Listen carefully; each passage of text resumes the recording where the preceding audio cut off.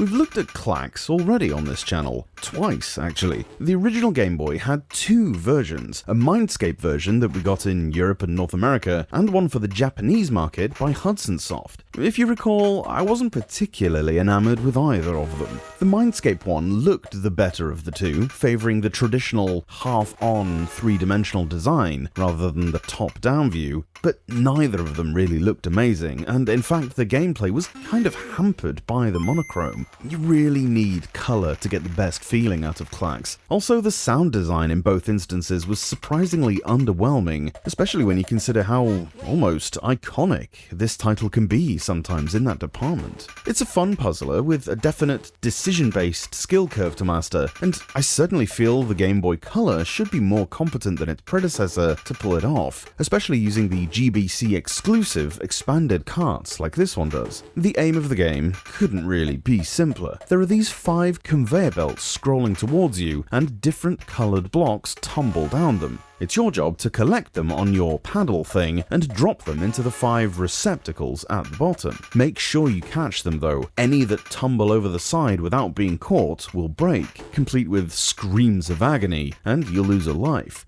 You can hold up to 5 of these blocks on your paddle, dropping the top one by pressing A over the desired bin. You need to match 3 or more in a horizontal, vertical or diagonal line in this 5x5 area at the bottom. Being able to hold 5 allows you to shuffle their order somewhat. If you need a blue tile, for instance, but the blue coming down the conveyor is behind a red one, you can catch the red, not deposit it, and then catch the blue on top. You can then drop the blue one to make your triplet, and do with the red what you will. Levels have varying objectives. Some require you to make a certain number of matches, whereas others might ask for 5 diagonal matches, or even a score. In this last category, bear in mind that a matching triplet doesn't really score a lot. You need to go for 4s and 5s to get through these levels more efficiently.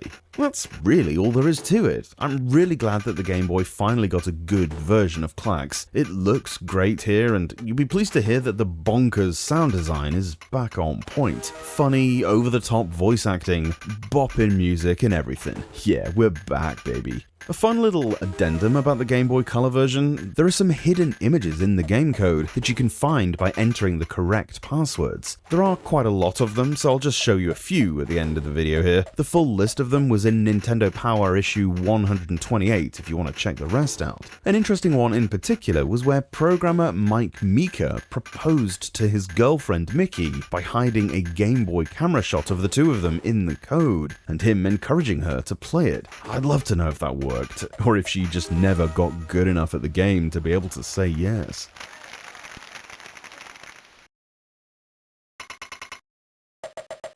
Point wave.